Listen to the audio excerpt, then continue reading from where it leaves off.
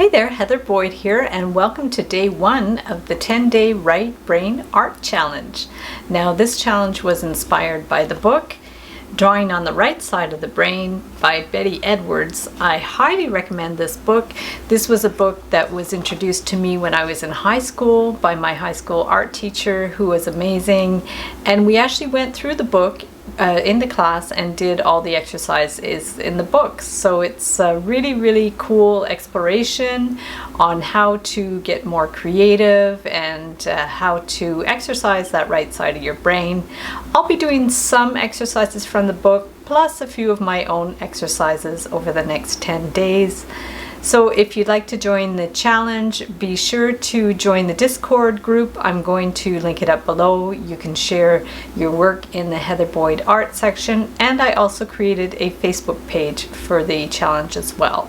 This is a little different than the challenges in my Heather Boyd Wire channel because these challenges are just for fun. I'm not going to be doing prizes or a draw at the end. It's just for your own benefit to explore your creativity and expand your knowledge about art and drawing.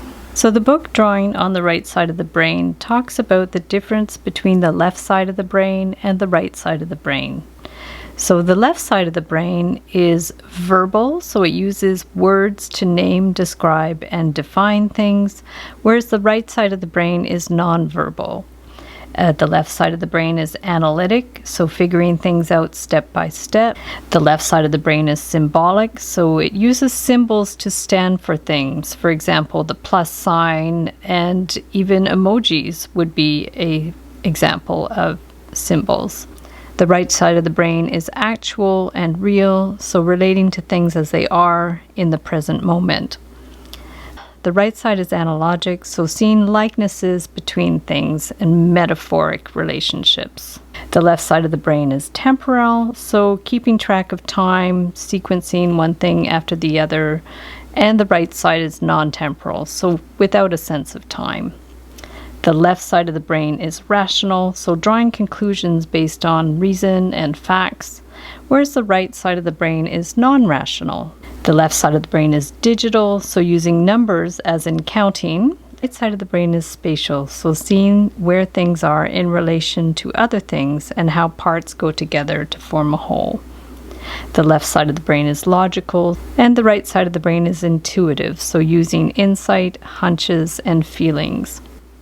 The left side of the brain is linear, so one thought follows another, whereas the right side of the brain is holistic, so seeing things as a whole. So I'll just give you a little heads up on the pencils. This is a typical set of drawing pencils, and inside you have the different shades. I'll just show you a few of them from the range here. HB is sort of the middle standard range that they use in schools. You have everything from like a 4H to a 6B. The one I often use for drawing is the 2B. It's sort of a middle of the road kind of pencil. It's still pretty soft and it does a good job, but the 4H is anything with a H is harder. This is the 4H. It makes a very light line and it isn't the best for drawing and shading. So if you go in the Bs, this is a 6B, so this one's very soft and it makes a much darker line. So, and you can get like really nice shading with the 6B. So today, just consider this a warm-up exercise. All you're going to need is a pencil and 2 pieces of paper. I actually previously did this exercise on my other channel, so I'll link up that video below as well.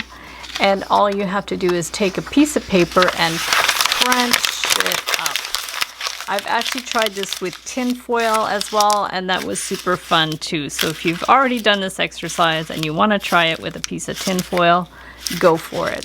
So you just basically crunch your paper, and then just doesn't even really matter what it looks like. You can open it up a little bit if you want to, and basically you're just going to stick it here where you can see it, and we're going to draw it. But the twist here is we're actually not going to look at our paper. We're only going to look at the crunched up paper, and we're basically going to follow the lines with our eyes. We're not going to worry about how this picture looks. We're not going to worry about if we go off the paper, maybe have a scrap piece of paper underneath or some newsprint so you don't ruin your table. And the idea behind this is we don't want the verbal left brain to come in and say, oh, that doesn't look right, that doesn't look like paper. We don't want our left brain talking to us at all. All we want to do is just follow the lines. So hold your pencil how you're comfortable, either like that or like that, whatever way you're comfortable, and just choose a starting point on the scrap piece of paper. Put your pencil to paper, and the idea is you don't want to go fast because you're not going to be really paying attention to what you're seeing. You want to go very slowly. Don't worry if you do the whole piece of paper. It really doesn't matter. If you want, you can set a timer, do it for 5 minutes, however long you want to do it, and then just choose, say I choose that point there. I'm just going to choose that. I'm not going to look at my paper, and I'm just going to very slowly with my eye just go up and follow the line. So I'm just going to keep going. The previous video that I made, I actually put it into fast motion so you could sort of see the process of how it looks, but I'm not gonna do that this time. I'm just gonna go ahead and do a little bit of drawing, and just to show you the idea. Go as slow as you can. You really don't want to worry about speed. Also, we don't want to shade. We just want to follow the lines with our eyes and really don't care at all what they look like. Just go ahead and follow the lines. If you crisscross over your lines and it doesn't make sense, it really doesn't matter. You just want to like follow it. What I did was I went here and I'm following up here with my finger. I could even trace it with my finger if I want at the same time. That's an interesting concept. I hadn't done that before, but that's another idea if you want to just go with your finger and move both hands at the same time. I'm not quite sure what that's doing to my left and right side of the brain, and I shouldn't be talking, honestly. Like, this is me showing you guys how to do this, but you really don't want to be talking. Don't want any distractions. Just empty your mind, follow the lines with your pencil, and just keep on going. So here's the finished sketch, more or less finished.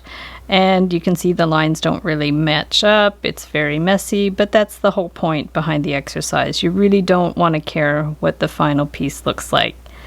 So if you do this exercise, be sure to share in the Discord group or on the Facebook event page, or just simply comment below and let me know if you did it. Let me know your feedback, how you felt about doing it, what you felt about when you looked at the results. And yeah, I'd love to hear your comments below. Another fun thing to do with this would be you could even go in after with your pencil or colored pencils and pick out like shapes or forms that you see in there. I see a face. There's all kinds of things you can see in there. So that would be another fun project all on its own. So thanks so much for watching the video. Be sure to check out the playlist of tutorials in the 10-day Right Brain Art Challenge. Check out all the details for the challenge below. Also join the Discord group or the Facebook event page to follow what other people are creating in the challenge. Be sure to subscribe to my channel for lots more art videos, tutorials, and demos, and we'll see you the next time.